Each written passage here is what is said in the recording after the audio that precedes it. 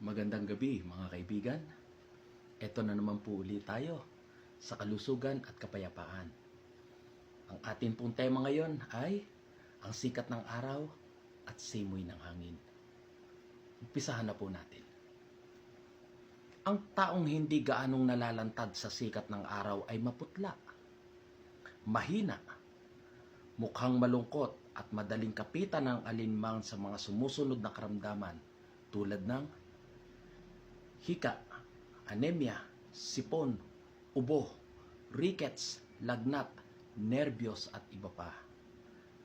Ang makabagong paraan ng pamumuhay ay nakaimbento ng mga tirahang kondominium, ng mga masisikip na apartment na tinawag na subway ng silong, basement, at maraming uri ng gawaing nagkakait ng malayang sikat ng araw sa katawan ng tao. Ang ganitong nakakalungkot na kalagayan ngayon ay isinaad ng isang manunulat sa kalusugan sa ganitong pananalita. Ano po ang kanyang isinaad? Ang lahat ay ginagawa ng moda upang hindi papasukin ang sikat ng araw sa loob ng mga silid tulugan at silid tanggapan sa pamamagitan ng paglalagay ng makakapal na kortina na para bagang ang araw ay nakakapinsala sa kalusugan at buhay. Hindi ang Diyos ang nagdudulot ng mga kapighatiang minamana ng lahat ng tao. Tayo na rin mismo ang nagkakait sa ating sarili na pagpapalalang handog sa atin ng Diyos. Pagpapalang handog sa atin ng Diyos. Na kung gagamitin lang naman natin ng maayos na paraan, ay wala sanang kapantay sa pagpapanumbalik ng kalusugan. Maaring pawiin ng sikat ng araw ang kulay ng inyong mga alpombra sa sahig, subalit papupulahin naman nito ang pisngi ng inyong mga anak. Ang pagpapasikat sa araw sa tuwing umaga ng may kasamang katamtamang ehersisyo ay hindi lamang magpapagaling sa maraming karamdaman, kundi iiwas sa mga ito.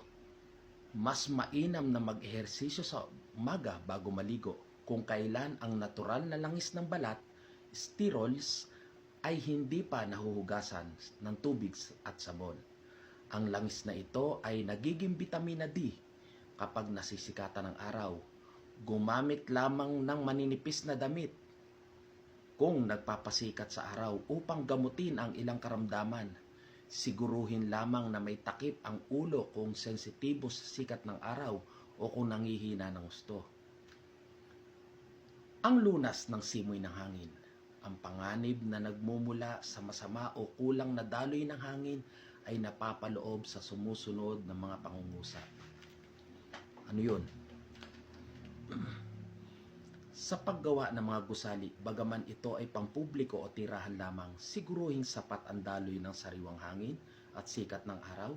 Karaniwan, ang mga gusaling simbahan at mga silid-aralan ay kulang sa mga ito.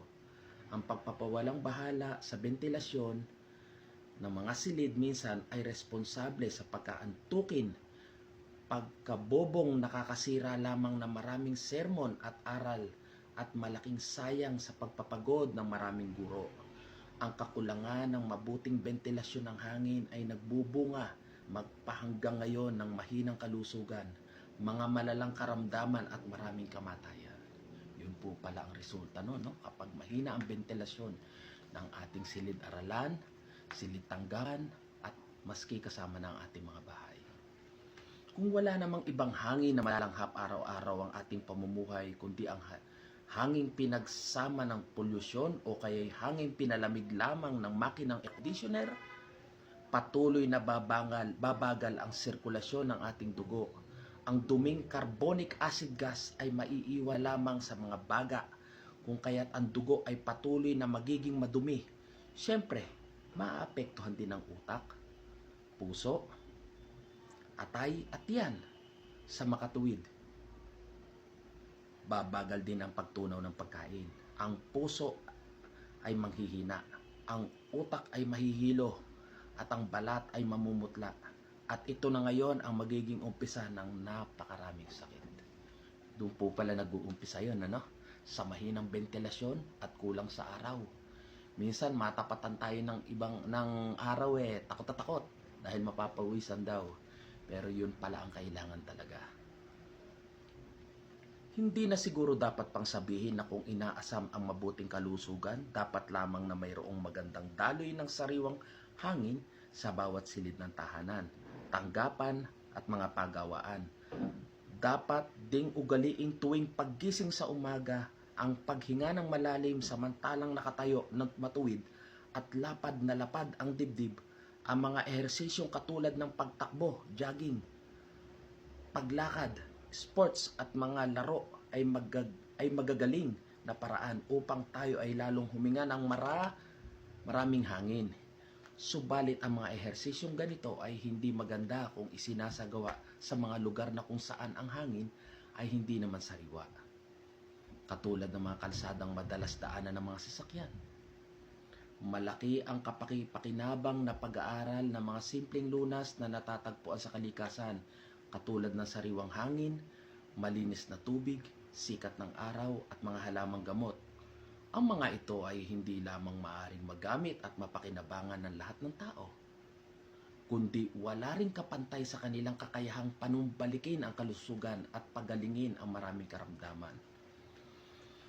Walang kasintulad ang katamtamang init ng araw at malamig na simoy ng sariwang hangin sa pagpapanumbalik ng kalusugan. Napakaganda po ng tema natin ngayon, no? Na ang sinasabi at binabanggit ng aklat na ito ay napakahalaga ng sariwang hangin at sikat ng araw sa ating pang-araw-araw na gawain. Ultimo sa paggising natin, kailangan pala may stretching. Daig pa tayo ng pusa. Di nyo ba napapansin? Sa umaga, sa pagkagising noon o sa pagkagising kahit saan, nag-iinat siya, nag-i-stretching siya. Wala namang nagturo doon, di ho ba? Ay, lalo pa sana tayong tao na matuto kahit papano sa mga ginagawa ng hayop. Di ho ba? Katulad na lang ho ng aso o ng pusa. Di ho ba? Pag napansin nyo, pag napilay sila, ang ginagawa lang nila, hindi nila inyaapak yung isang paa na yon or isang kamay na yon. Oh, dahil ayaw nilang mabugbog. Pero tayong mga tao, ipinahihilot natin. Pero tama rin naman kung kaya ng hilot. Pero kung naipitan ng ugat o ng ano, ay kayang panumbalikin lang ng rice. Ano po yung rice? Rest, ice, C, compress, NE, elimination. Itaas lang natin, eliminate. Yun po ang 4 na gamot. So, sa ating pong nabasa ngayon, sana po'y may napulot tayong aral at sana po'y isabuhay natin araw-araw ito at isipin natin na napakahalaga pala ng araw.